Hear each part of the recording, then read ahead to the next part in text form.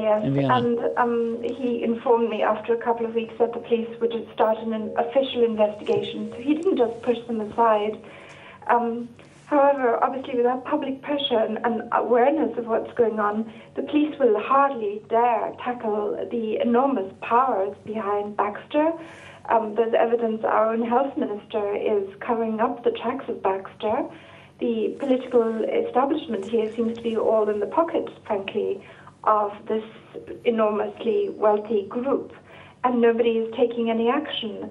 So I realized that ultimately the police and the military would be the ones who would have to either enforce these vaccinations or the quarantines, and they themselves don't know what's going on, just like the doctors don't know what's going on. They get a recommendation from the health ministry, at least in Austria they're obliged to follow out that recommendation and give the vaccines. They don't have a choice.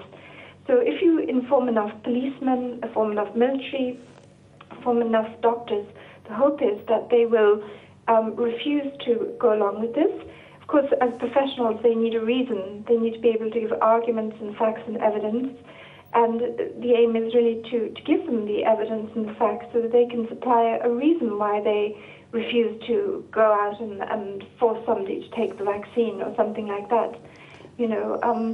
So I believe it's a tiny group that has deceived a great many people in the key public services, and they need to be alerted. And it's a tiny group with huge power, though, isn't it? Enormous power, enormous wealth, and above all, control of the media, so that very few people know what's going on. They've been putting this legislation in place quietly without even parliamentary approval. Austria's pandemic plan was, issued without even being heard by Parliament, as far as I know. It's kind of like a dictatorship situation. In the meantime, they just pass whatever the decree they want. So we don't know what's coming next. So in Austria, at least the police have accepted your petition to file criminal charges, have they? Yes, I just filed the criminal charges, and they initiated an investigation. So it has an official police investigation is looking into what happened at Baxter. And just a couple of weeks ago, I filed fresh charges because of the increasing evidence that was emerging of a government cover-up by, the health minister and other officials in the government. And what's the outcome of that so far? Well, I was summoned to an interview by the unit which is responsible for protecting the Constitution and fighting terrorism. So I went there for 2 hours and I presented more evidence and so on.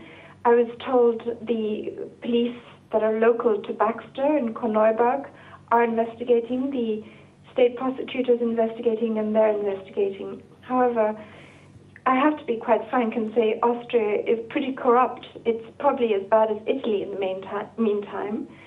And, Okay, I think I should say that all these are, allegations that you stand behind, but they're not necessarily the opinions of this station, so I have to say that. Absolutely. But at least, the police started investigating, but they have to tackle huge figures like the health minister, the chancellor, Baxter, the banks behind Baxter, the media. I mean, it's just gigantic, and that's why the next step has to be to build up public awareness, because the police will only act if there's sufficient pressure from the public to take action. Okay, but it isn't just Austria where you've taken legal action, is it?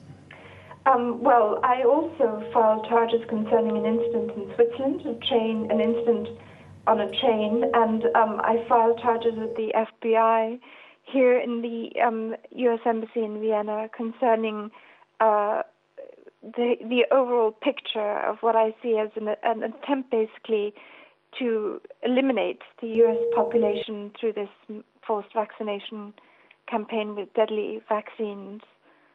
So that's 3 charges I filed so far. So your attempt to file charges with the FBI in America, then, what's the response to that? Well, I was told that they would examine the evidence and look into it. I haven't heard anything back since then from the FBI. To be honest, I didn't expect to hear anything back. The Austrian police also didn't contact me until they summoned me for this interview at that particular, unit a few weeks later. And it's a kind of sensitive issue, so I don't expect them to, be contacting me about it. They have the evidence. Their job is to investigate. Whether they do or not, I have no influence over that. They're obliged to investigate. I was told they would look at it. Whether they do or not, I have no clue. I have no idea. Okay, so, but at least it's out there, isn't it? It's out there on the internet now. Everyone can read it for themselves. They can see all the evidence that you've stacked up to make your claims. That's the point. That's the point. Present the evidence. I've been told also members of Congress and so on have been reading these documents and informing certain committees at that level as well. I mean, that's what I've been informed, that it has spread a little bit also in the political circles, Okay. And people in the USA, there's a sort of network has sprung up which is informing their local law enforcement and their military about the implications of this whole forced mass vaccination. Okay, so what happened? Tell us what happened on the train in Switzerland, because that was really interesting as well. Well, a totally bizarre case.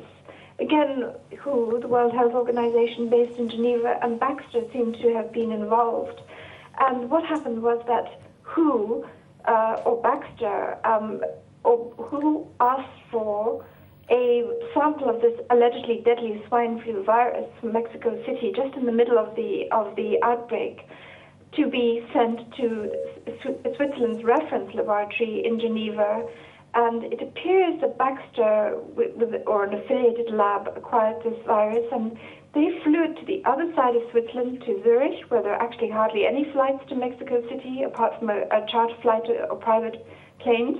And then the person in charge of this sensitive cargo got onto a normal passenger train in the evening, packed full of people commuting across tiny little Switzerland, and they got on in Zurich, and they sat down on the ordinary, chair among all the passengers, and then in the middle of their journey, the container with this flu exploded because it had been allegedly falsely packed. But if you look at the way it was packed with the dry ice, it seems to have been actually a kind of mini rucksack carbon bomb. The dry ice was melts, and when it melts, it turns into air, and the volume of the air expands. And at that point, the air pressed on the inner tubes of this swine flu vials and also on the hermetically sealed container, and it created a sort of blast which sprayed this virus around the whole compartment, over all the passengers, and with an air-conditioned, sealed, train compartment, which is the ideal conditions for biological attack because you can calculate all the vectors like the air temperature and circulation of air. And then, the train was stopped and the police did some inquiries and so on. And interestingly enough, there were no swine flu cases in Switzerland at that point. In the meantime, there are not that many, but most of them are in the area where this train incident happened. And there's also a case of a person contracting swine flu who never left Switzerland, and nobody can explain where he got the swine flu. So I think here we have a case of them trying to spread the pandemic or artificially stoke the pandemic. And I filed charges about that. I understand from another person in Switzerland that the Swiss police are also now taking this very seriously and have started an investigation. Well, good for them. I've got to ask you this question before we go for the break here. This is Mark Plum in Rugby. He says, is Jane's life in danger by pursuing this? Well, unfortunately or fortunately, my life is no more in danger than anybody else's, because if I'm correct, we're all facing a very, very dangerous few months. But, you're the one who's stirring all this up. I mean, I suppose that there must be slightly more danger for you than, say, the man in the street.